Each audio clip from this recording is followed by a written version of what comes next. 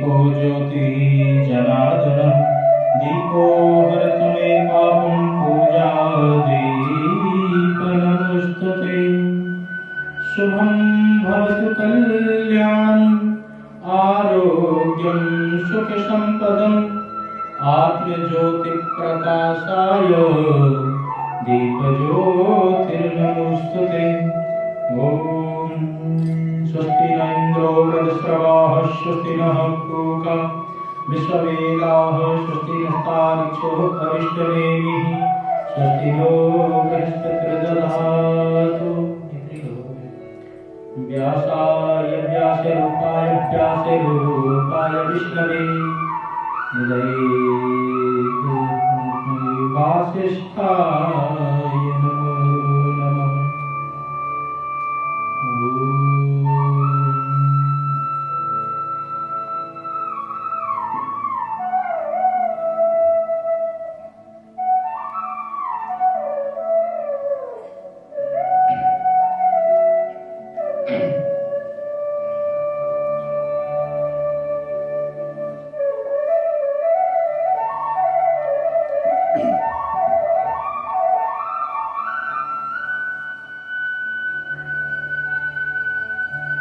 ध्येयं सदा परिभवनमभीष्टदोहम्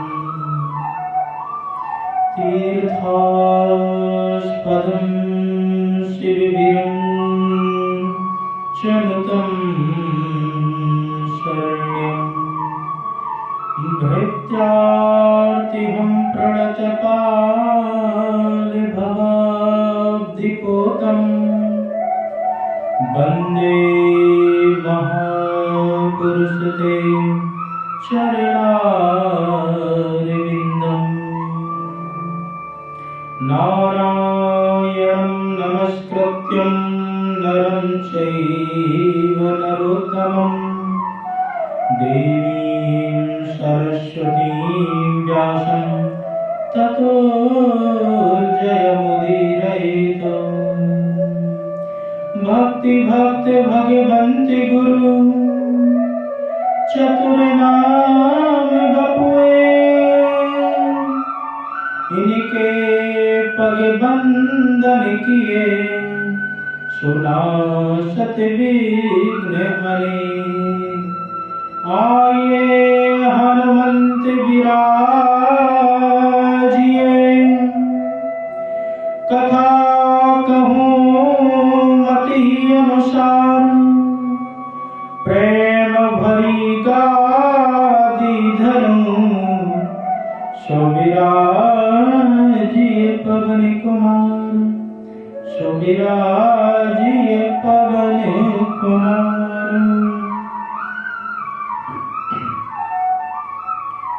बोल कृष्ण कन्हैया लाल की राजा रामचंद्र भगवान की अम्बे मैया की जय।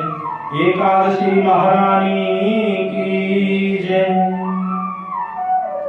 परम मंगल में परात्पर अकारण करुणालय भक्त वांछा कल्पतरु तरिंदित बिनिंदित श्री पीतांबरधारी बालकृष्ण लाल के पाद पद्मों में प्रणाम करते हुए आज हम कृष्ण पक्ष जो कि चैत्र मास का जो कृष्ण पक्ष शुरू होता है, लेकिन उससे ही पूर्व इस बार एकादशी ये पड़ी हुई जिसको कहते हैं पाप मोचनी एकादशी। ये अपने आप में इतनी विशेष है कि युधिष्ठिर महाराज जी जब भगवान कृष्ण से आमलका एकादशी की कथा सुन रहे थे, आमलका एकादशी की कथा सुनने के बाद भी उनके मन को तृप्ति नहीं हुई, उनके मन में अभी भी शांति नहीं हुई। कहा कि ठीक है, ये आंवले के दान करने से या हम इस व्रत करने से अन्य चीजों की प्राप्ति कर सकते हैं, परंतु यदि व्यक्ति के जीवन में पापों का बोझ रहा तो वो पाप से मुक्त कैसे होगा। तो फिर भगवान ने युधिष्ठिर को सुनाया कि कहा बड़े ध्यान पूर्वक सुनो, ये जो पाप मोचनी एकादशी है इसमें अनेकानेक किसी भी प्रकार का पाप हो, ये प्रत्येक पाप को भस्म करने की शक्ति रखती है, प्रत्येक पाप को भस्म कर देती है। और यही कथा लोमस ऋषि ने राजा मानधाता को भी सुनाई थी। मानधाता बहुत प्रतापी राजा थे, राजा राम जी के ही वंशज थे। समस्त राज्यों पर उन्होंने अपना अधिकार कर लिया था और अधिकार करने के बाद उनको अभिमान हो गया। तो भगवान तो किसी का भी अभिमान नहीं रखते हैं। तो मथुरा के नगरी में ही एक लबड़ासुर नाम का राजा राज्य करता था, उसी के साथ में मानधाता का युद्ध हुआ और मानधाता वीरगति को प्राप्त हुए। बाद में फिर शत्रुघ्न जी ने सिर्फ एक ही युद्ध किया अपने जीवन में, वो लबड़ासुर के साथ किया और उसका अंत भी कर दिया। तो इस प्रकार से राजा मानधाता ने जब लोमस ऋषि जी से प्रार्थना की कि प्रभु इस संसार में अनेकानेक पाप हैं, तो इन पापों से मैं कैसे मुक्त हो सकता हूं, या जीव मात्र को इन पापों से मुक्ति के लिए जो सबसे सरल से सरल उपाय हो, क्योंकि कलयुग के प्राणी का मूल मंत्र एक ही है कि मेहनत कम फायदा ज्यादा। तो जिसमें कम मेहनत लगे, कम काम करना पड़े और फल पूरा प्राप्त हो जाए, ऐसा यदि कोई सरल से सरल मार्ग हो तो कृपा करके आप हमें बताइए। तो राजा मानधाता की बात सुनकर के लोमस ऋषि जी कहते हैं कि मैं तुम्हें पाप मोचनी एकादशी की कथा श्रवण कराता हूं, बड़े ध्यान से सावधानी पूर्वक श्रवण कीजिए। कहा कि पाप मोचनी जो एकादशी है, इसको प्राचीन समय में एक चैत्ररथ नामक वन था, उसमें अनेकानेक अप्सराएं नृत्य करने के लिए आया करती थी। सबसे पहले हम पाप की भी परिभाषा कर देते हैं कि पाप विशेषता 3 प्रकार के होते हैं। एक हमारे पाप मन से हो जाते हैं, एक वाणी से हो जाते हैं और एक कर्म के द्वारा हो जाते हैं। तो पहले वाणी और कर्म के जो पाप हैं, इनका प्रत्येक व्यक्ति को प्रायश्चित करना ही करना पड़ता है। परंतु भगवान ने इस कलकाल कलयुग में एक ऐसी विशेषता दी है कि मन से यदि पाप आपसे हो जाए तो उसका कोई अपराध नहीं लगता है। तुलसीदास जी प्रमाण के साथ कहते हैं कि मानस पुण्य होए नहीं पापा, कलयुग करे पुनीत प्रतापा। यदि इस कलकाल कलयुग में आपने मन से सोच लिया कि मैं उसका भला कर रहा हूं, मैं भगवान की पूजा कर रहा हूं, तो उसका आपको पूरा का पूरा फल मिलेगा। और यदि आपसे मन से कोई पाप हो गया हो तो उसका कोई भी अपराध नहीं है, कोई भी दंड नहीं है। इसीलिए प्राचीन काल में जो आज भी संत महापुरुष जो गुफाओं में रहते हैं, वो बाहर नहीं आते, अपनी आंख बंद करके ही मानसिक पूजा करते हैं और मानसिक माला चढ़ा रहे हैं, मानसिक अभिषेक कर रहे हैं। इस कलकाल कलयुग में मानसिक पूजा का सर्वश्रेष्ठ फल है। तो यदि जो व्यक्ति, वैसे तो मंदिर जो है भक्ति का केंद्र बिंदु है, मंदिरों में आकर के ही हमारी भक्ति भगवान के प्रति समर्पित होती है, परंतु जो असमर्थ हैं, जो नहीं आ सकते हैं, उन्हें अपने घर पर मानसिक पूजा का अभ्यास जरूर करना चाहिए। तो पाप यदि मन से हो जाए तो कोई उसका दोष नहीं है। वाणी और कर्म से किया हुआ पाप का प्रायश्चित प्रत्येक व्यक्ति को करना पड़ता है। तो वाणी और कर्म से पाप करने से बचें, मन से यदि हो जाए तो उसकी कोई भी ज्यादा चिंता करने की जरूरत नहीं है। तो इसी प्रकार के मन और वाणी के पापों को भस्म करने वाली ये एकादशी है।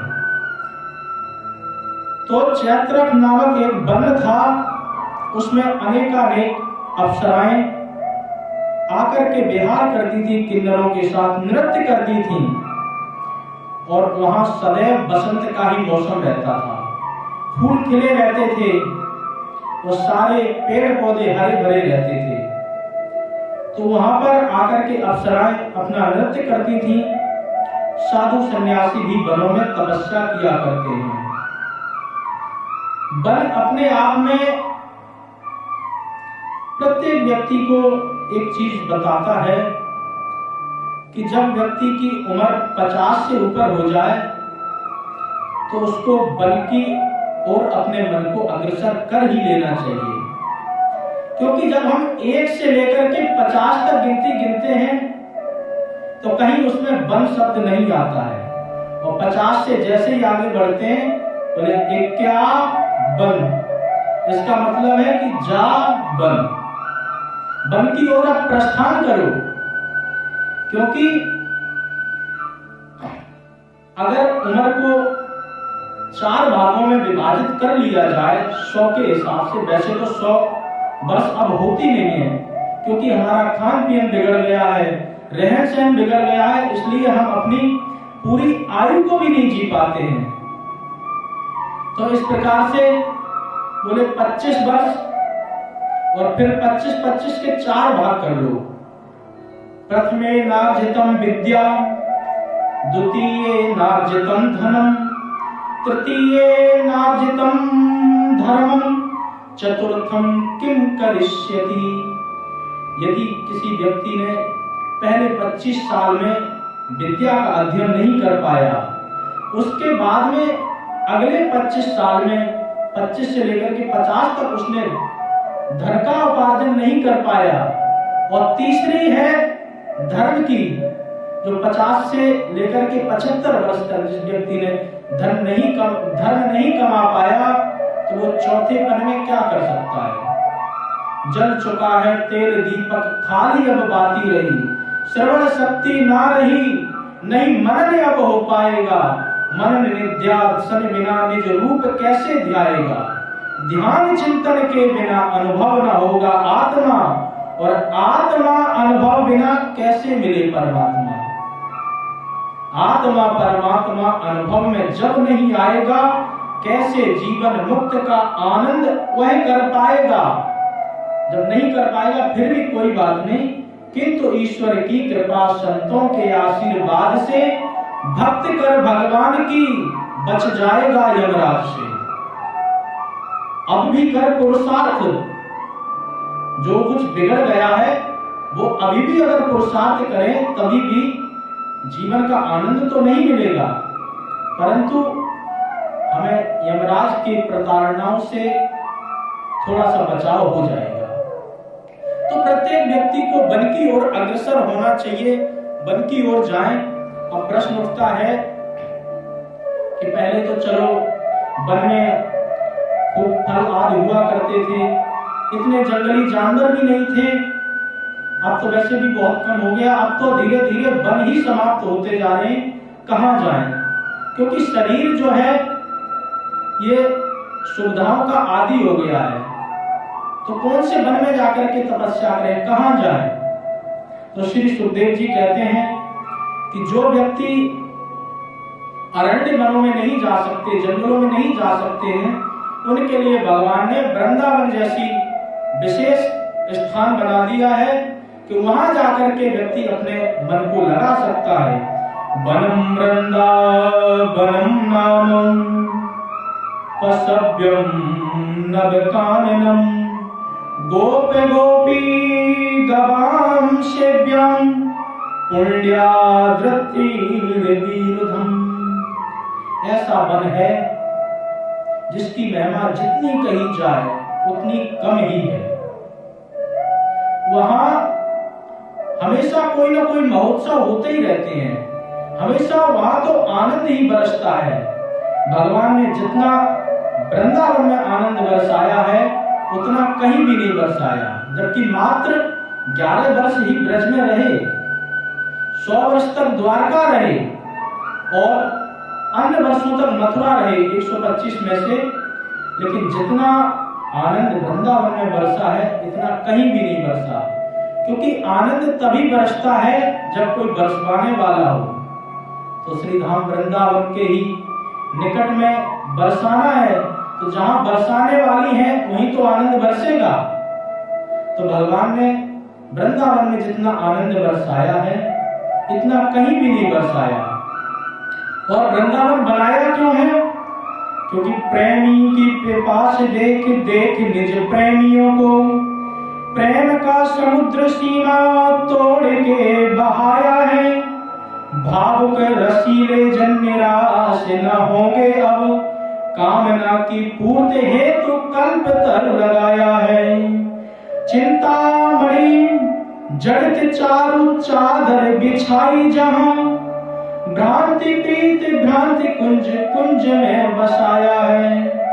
भारत का भूषण तिलक तीनों लोगों का, भारत का भूषण तिलक तीनों लोगों का, भक्तों के वास हेतु वृंदावन बनाया है। वृंदावन भगवान ने केवल भक्तों के लिए ही बनाया। वृंदावन का मतलब है भक्ता नाम समूहा नाम वनम इति वृंदावन, जहां भक्तों का समूह बसता है उसी का नाम ही वृंदावन है। दूसरा अर्थ ये भी है वैष्णव समूह भक्ता नाम वनम इति वृंदावन, जहां भगवान के वैष्णव भक्त बसते हैं उसी का नाम वृंदावन है। तो जो व्यक्ति अन्य जंगलों में वन में नहीं जा सकते हैं उन्हें वृंदावन धाम की भी शरण लेकर के अपने जीवन को कृतार्थ करना चाहिए। तो वहां पर बहुत सुंदर वन था, वन में अप्सराएं नृत्य किया करती थीं और अप्सराएं जब नृत्य करती थीं तो वहां साधु भी आकर के तपस्या अपनी पहले से ही किया करते थे। एक महाराज जी तपस्या कर रहे थे, शिव जी के भक्त थे, नाम था मेधावी ऋषि। अपनी तपस्या में संलग्न थे तो तपस्या करते करते करते अनेक उनको वर्ष बीत गए। अप्सराएं आती थी, अपनी नृत्य गान करके चली जाती थी, परंतु एक मंजूषा घोष नामक अप्सरा ने महाराज जी को देखा तपस्या करते हुए, तो वो अप्सरा थी इसलिए उसका मन उनके प्रति बिगड़ गया, आसक्ति हो गई। और आसक्ति होने के बाद में महाराज जी को विभिन्न रूपों को दिखा करके, कभी नृत्य करके पायल छनकाती है, कभी हाथों की चूड़ियां बजा करके उनकी तपस्या को भंग करना चाहती है। क्योंकि काम का वेग ऐसा होता है, बड़े बड़े ऋषि महर्षि बड़े बड़े ज्ञानी जनों को ये काम का वेग परेशान कर देता है और उनकी तपस्या को भंग करा देता है। तो इसी प्रकार से शिव भक्त थे, वो कामदेव के जीतने का प्रयास कर रहे थे। एक बात और आप लोगों को बताऊं कि ये 4 विकार हैं, काम क्रोध लोभ और मोह। ये विकार अवश्य हैं परंतु ये बेकार नहीं है। यदि बेकार होते तो भगवान इनको बनाते ही नहीं। आप विचार करें कि यदि काम नहीं होगा संसार में तो सारी सृष्टि ठप हो जाएगी, ना कोई जन्म लेगा और ना किसी के मन में कोई कामना उठेगी। जब कामना ही नहीं मन में उठेगी तो सारा सब कुछ बंद हो जाएगा। कोई भी व्यक्ति किसी भी चीज का उपभोग नहीं कर पाएगा क्योंकि मन में किसी प्रकार की कामना ही नहीं है। जब कामना नहीं है तो फिर उपभोग कैसा? तो काम भी हमारे जीवन में होना चाहिए। वो बात अलग है कि बहुलता नहीं हो, उतना ही हो सीमित स्थिति में। इसी प्रकार से क्रोध है, जो क्रोध है यदि वो जीवन से चला गया तो ये समझ लो कि व्यक्ति के ऊपर से अनुशासन ही चला गया। यदि हम किसी पर क्रोध नहीं करेंगे, आंख नहीं दिखाएंगे तो व्यक्ति वो अनुशासित रह ही नहीं सकता है। इसी प्रकार से क्योंकि असमानता का भाव ही नष्ट हो जाएगा, कोई किसी से डरेगा नहीं। क्रोध से ही तो यदि बच्चों पर हम क्रोध नहीं करेंगे तो वो हमारी बात को मानने के लिए बात ही नहीं होंगे। एक शिक्षक यदि बच्चे पर क्रोध नहीं करेगा तो वो पढ़ाई के लिए बिल्कुल तैयार नहीं होगा। ये क्रोध ही है जो व्यक्ति के अंदर संस्कार जगाता है। माता यदि बच्चों को क्रोध से संस्कार नहीं सिखाएगी तो वो कभी भी संस्कार नहीं सीख पाएंगे। जीवन में क्रोध भी आवश्यक है और लोभ की प्रवृत्ति बहुत नहीं होनी चाहिए। लोभ हो लेकिन लोभ की अधिकता नहीं होनी चाहिए, क्योंकि कहते हैं जहां दया तहां धर्म है, जहां लोभ तहां पाप, जहां क्रोध तहां काल है, जहां क्षमा तहां आप। क्रोध जो लोभ है, लोभ को बताते हैं कि सब पाप इसके पुत्र हैं, ये सब पापों का भी बाप है। लोभ की वृत्ति जब मन में आती है तभी अन्य विकार और इसके साथ उत्पन्न हो जाते हैं। हमारे जीवन में थोड़ा सा लोभ की वृत्ति रहे बहुत अधिक, क्योंकि यदि जीवन से लोभ की वृत्ति ही नष्ट हो गई तो व्यक्ति तो सेविंग ही नहीं कर पाएगा, किसी भी चीज की सेविंग नहीं कर पाएगा, क्योंकि जब उसके प्रति लोभ रहेगा ही नहीं तो वो क्या करेगा। इसलिए लोभ भी जीवन में जरूरी है।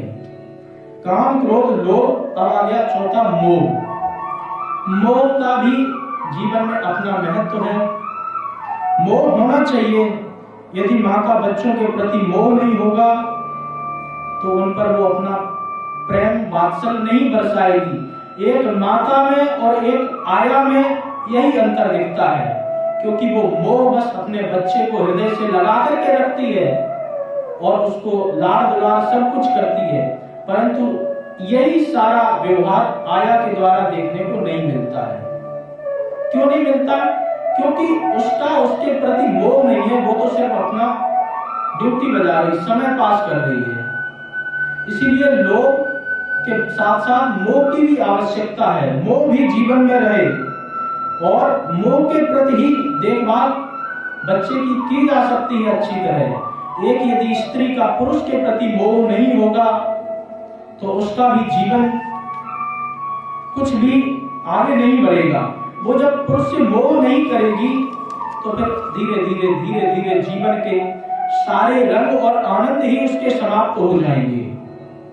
इसीलिए मोह को अगर हम चाहें तो प्रेम में परिवर्तित कर सकते हैं। काम, क्रोध, लोभ, मोह चार विकार हैं, परंतु बेकार नहीं है। प्रत्येक व्यक्ति के लिए अपने अपने हिसाब से चीजें होती हैं।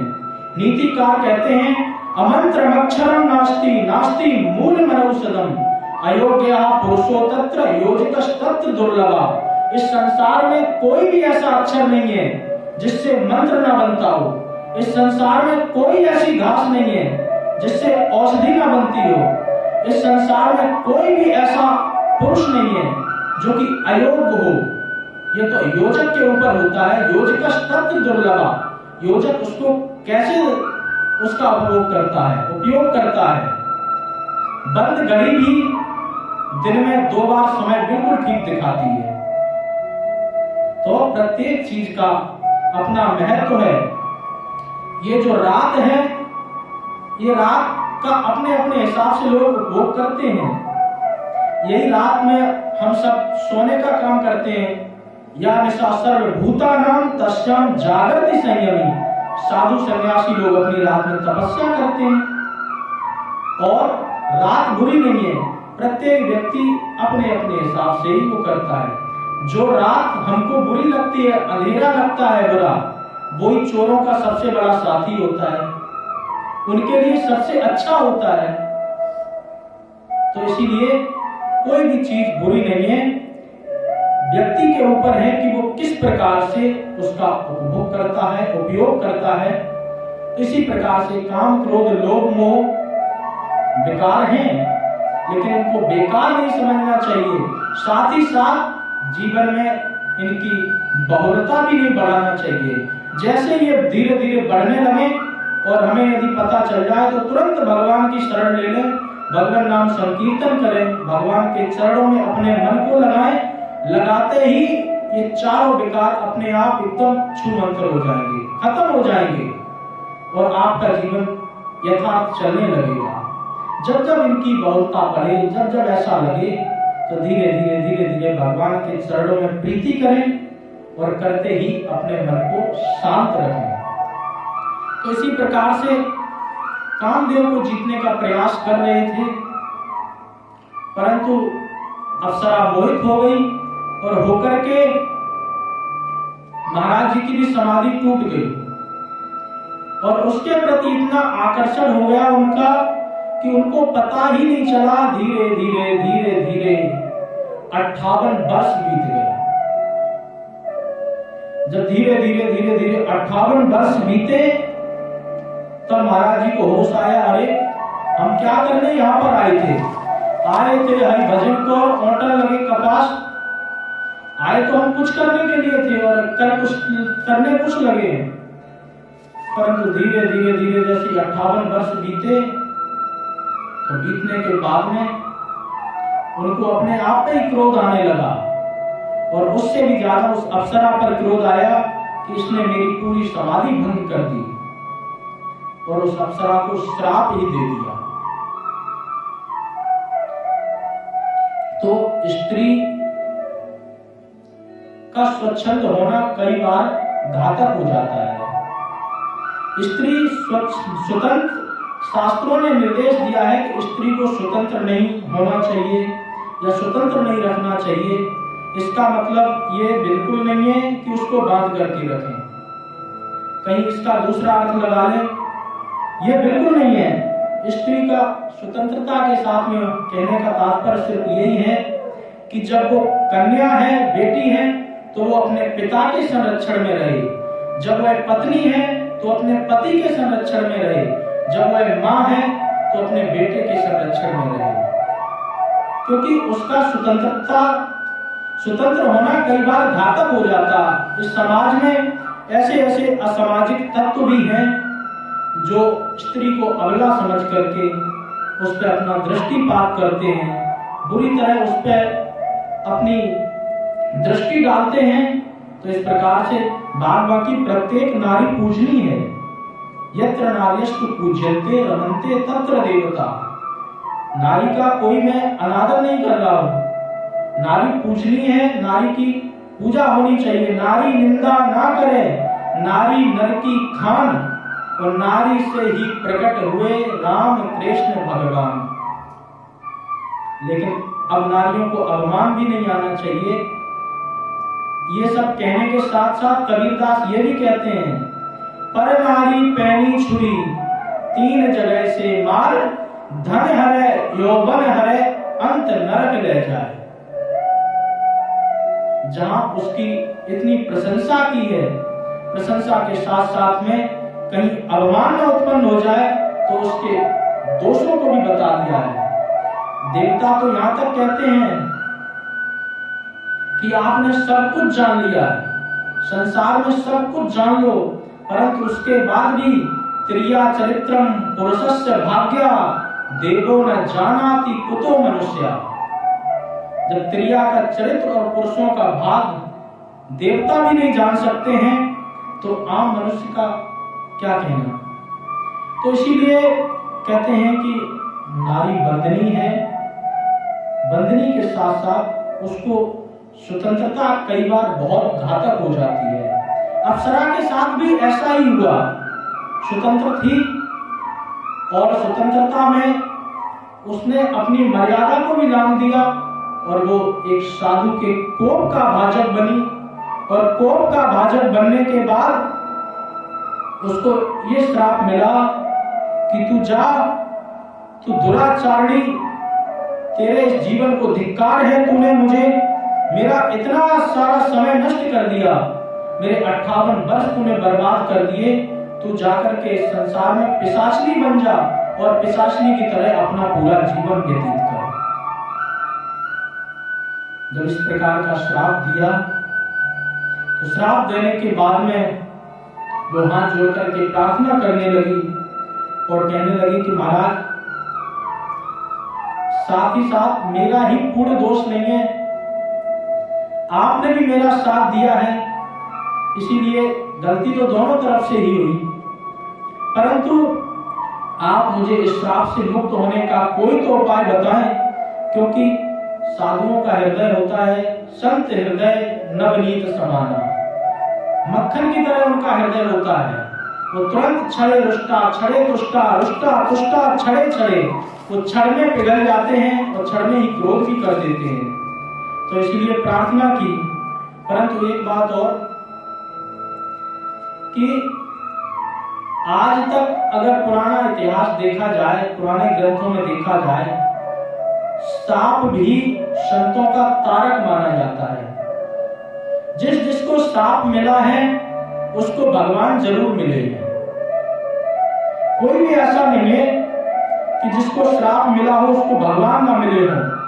जय विजय, रावण, कुंभकर्ण, वृत्तासुर, नरकुंवर, हयग्रीव आदि जितनों को महात्माओं ने श्राप दिया, इधर श्राप मिलता है, उस श्राप की मुक्ति के लिए उनको भगवान का ही मार्ग दिया जाता है।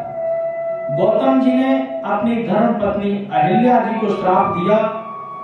श्राप पाने के बाद में अहिल्या जी कहती हैं कि साप जो दीना अति भल कीना, परम अनुग्रह में माना। वो साप को परम अनुग्रह मानती हैं कि आपने मुझे श्राप दे दिया है, और श्राप से ही अब मेरा ये जीवन अच्छे रास्ते पर चलेगा। मैं इस श्राप के वशीभूत होकर के मैं भगवान का ही अब भजन करूंगी, भगवान में ही हमारी सारी आसक्ति रहेगी। तो इस प्रकार से जब बहुत प्रार्थना की, बहुत प्रार्थना करने पर महाराज जी ने बताया कि तू इतनी प्रार्थना कर रही है तो मैं तुझे उपाय बताता हूं। ये जो पाप मोचनी एकादशी चैत्र मास की कृष्ण पक्ष में वैसे एकादशी आती है, कई बार समय का इधर उधर अंतराल बढ़ जाता है तो कभी थोड़ा सा पहले आ जाती है। तो जो एकादशी आएगी और आकर के इसमें तू जब इस व्रत का विधिवत रूप से पालन करेगी तो तेरी मुक्ति निश्चित रूप से हो ही जाएगी।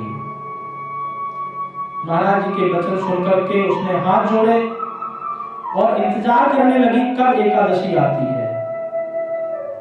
इधर से संत भी अपने गुरुदेव के पास में गए। इनके गुरुदेव चमन ऋषि थे। चमन ऋषि के पास में गए। वही चमन ऋषि हैं जिनके नाम से आज चमनप्राश चल रहा है। चमन ऋषि ने ही एक ऐसी औषधि तैयार की थी कि जिसको खाने से व्यक्ति के अंदर ऊर्जा आ जाती थी, बल बढ़ जाता था।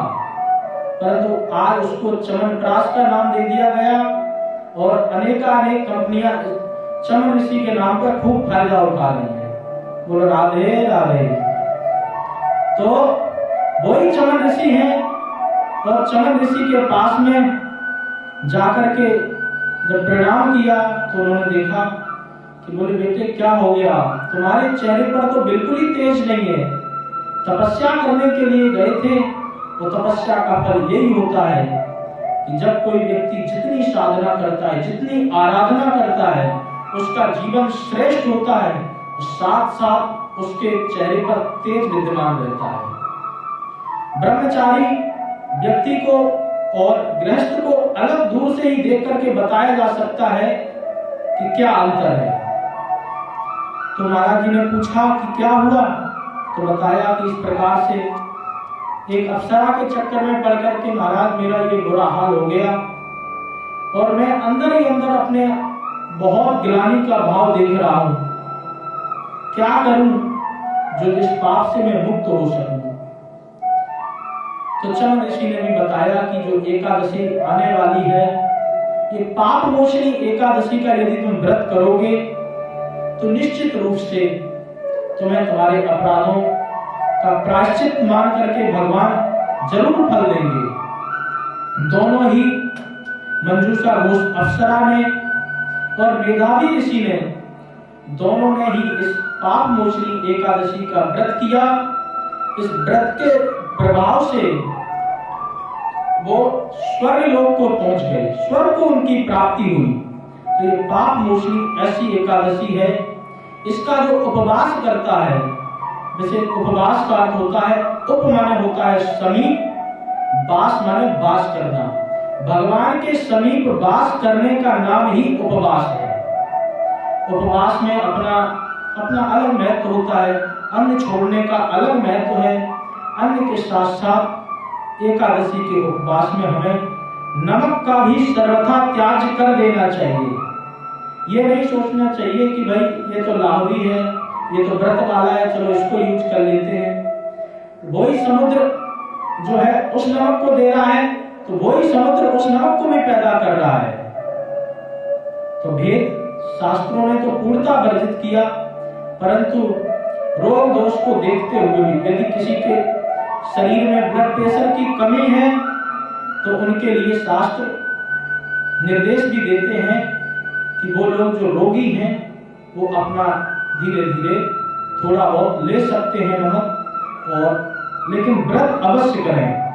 लोमस ऋषि कहते हैं, राजन, इस पाप मोचनी एकादशी का व्रत करने से बड़े बड़े पाप नष्ट हो जाते हैं। ब्रह्म हत्या पाप हो, स्त्री अगम्या पाप हो, या कैसा भी गौ हत्या का पाप हो, बड़े से बड़े जीवन में पाप किए हों तो उन समस्त पापों का प्रायश्चित के लिए ये एकादशी व्रत कथा है। इसका जो भी व्यक्ति ध्यान पूर्वक श्रवण करता है, मनन करता है, चिंतन करता है, तो वो इस संसार से मुक्त होकर के अपने पापों का प्रायश्चित करके भगवान के दिव्य लोक को प्राप्त करता है।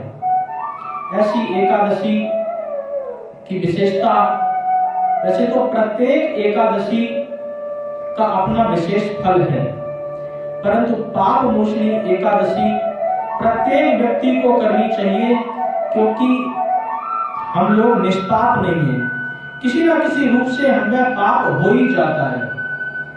अब हम तो सावधानी से चलते आ रहे, परंतु पैर से दबकर के चींटी मर गई, तो वो भी एक प्रकार का पाप है। जाने में करो अनजाने में करो, पाप का प्रायश्चित तो करना ही करना पड़ता है। एक छोटी सी कथा सुनाते हैं, पापों का प्रायश्चित कैसे पाप अपना फल देता है।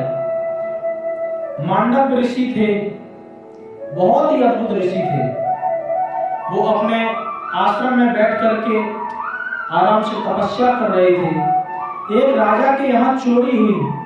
4 चोर उस राजा के यहाँ से धन चुरा करके भागने लगे। सिपाहियों ने भागते हुए देख लिया।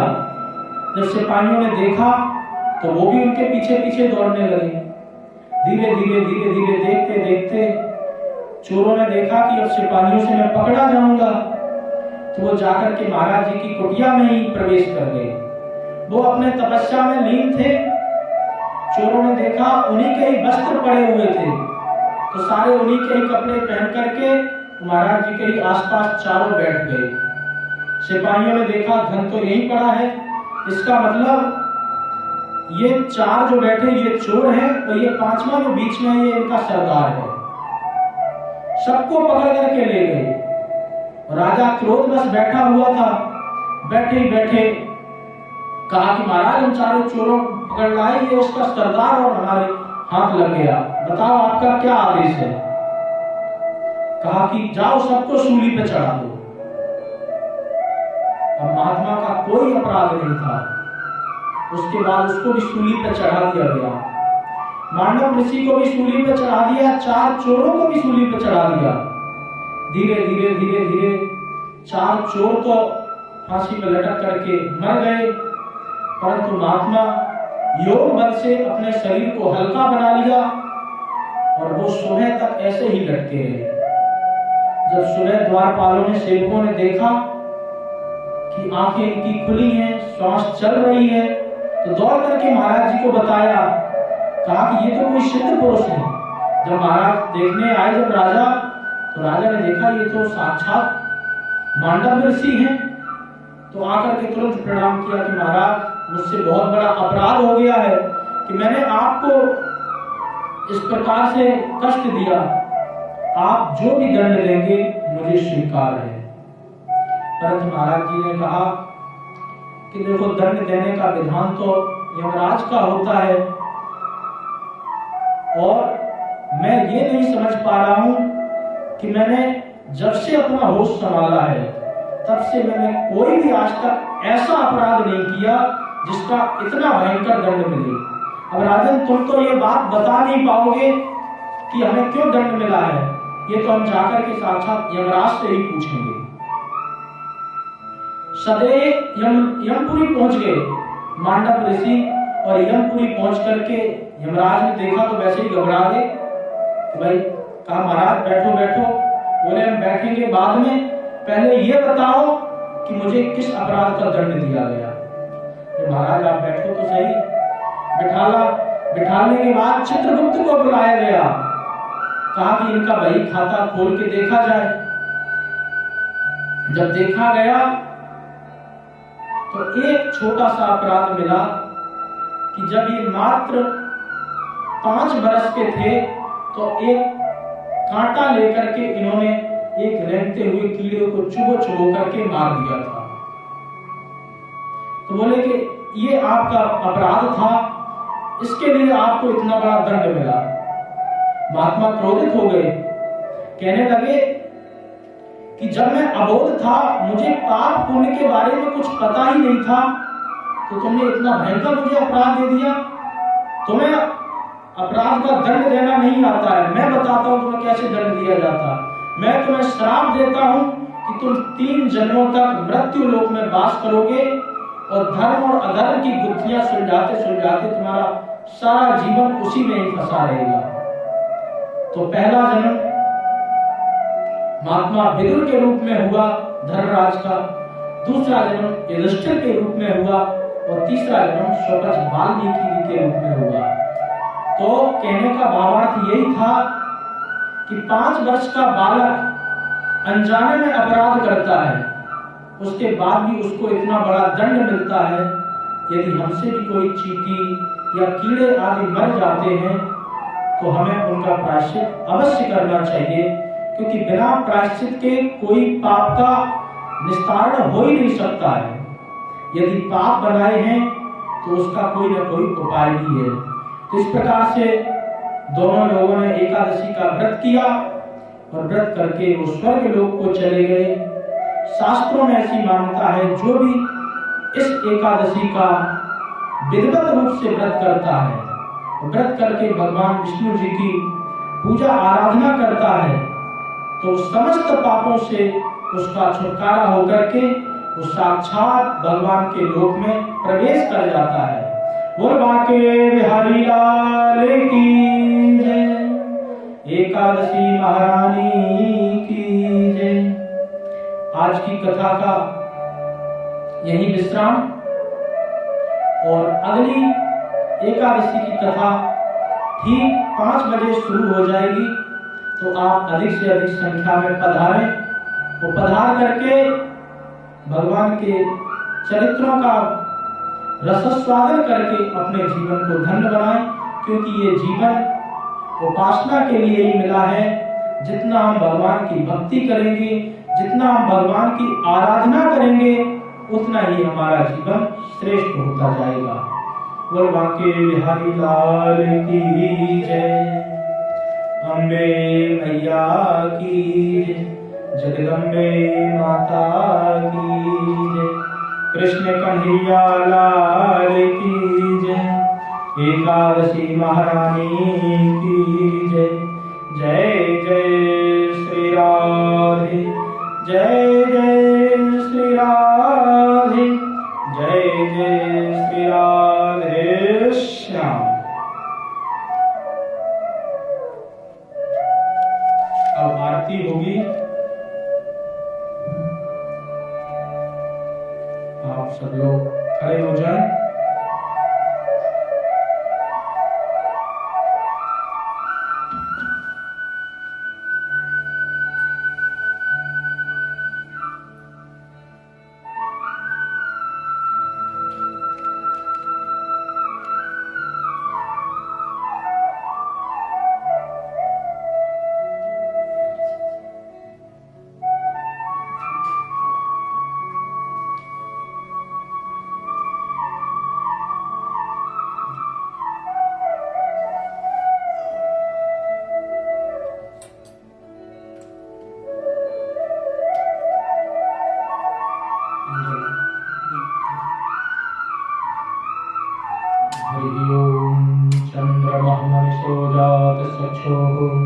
सूर्यो अजायतः श्रोत्राद्वायुश्च प्राणश्च मुखादग्निरजायतः दीपो ज्योतिर्परब्रह्मः दीपो ज्योतिः जनार्दनः दीपो हरत मे पापं पूजा दीपनमोस्तुते।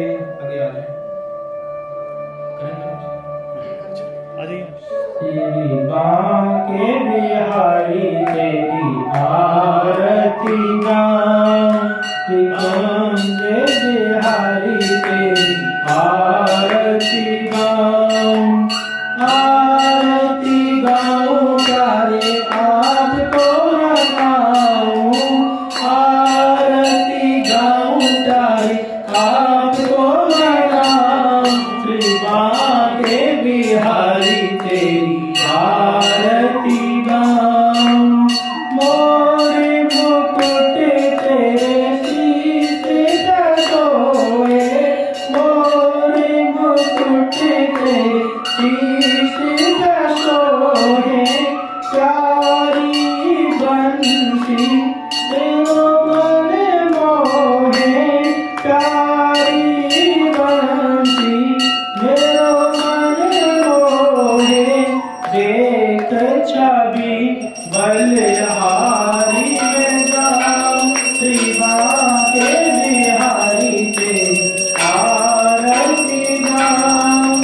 चरणों के निकली है गंगा प्यारी, चरणों के निकली है गंगा प्यारी, जिसने सारी दुनिया पारी, जिसने सारी दुनिया पारी, सोने चरणों में मैं शीश झुकाऊं, सोने चरणों में मैं शीश झुकाऊं, श्री बांके बिहारी तेरी आरती गाऊं। दास अनाथ के नाथ आप हो, दास अनाथ के नाथ आप हो, सुख दुख जीवन प्यारे साथ आप हो, सुख दुख जीवन प्यारे साथ आप हो, चरणों में मैं शीश लगाऊं, श्री बांके बिहारी तेरी आरती गाऊं। श्री हरिदास के प्यारे तुम हो, श्री हरिदास के प्यारे तुम हो, मेरे मोहन जीवन धन हो, मेरे मोहन जीवन धन हो, देखे योगन छवि बलि बलि जाऊं, देखे योगन छवि बलि बलि जाऊं, श्री बांके बिहारी कुंज बिहारी तेरी आरती गाऊं, आरती गाऊं प्यारे आपको मनाऊं, आरती गाऊं प्यारे आपको मनाऊं, श्री बांके बिहारी तेरी आरती गाऊं। कुंज बिहारी तेरी आरती गाऊं। हरि ओम। कर्पूरगौरं करुणावतारं संसारसारं भुजगेन्द्रहारं सदा वसन्तं हृदयारविन्दे भवं भवानी सहितं नमामि। त्वमेव माता च पिता त्वमेव, त्वमेव बन्धु च सखा त्वमेव, त्वमेव विद्या द्रविणं त्वमेव, त्वमेव शरणं मम देवदेव त्वमेव शरणं मम देव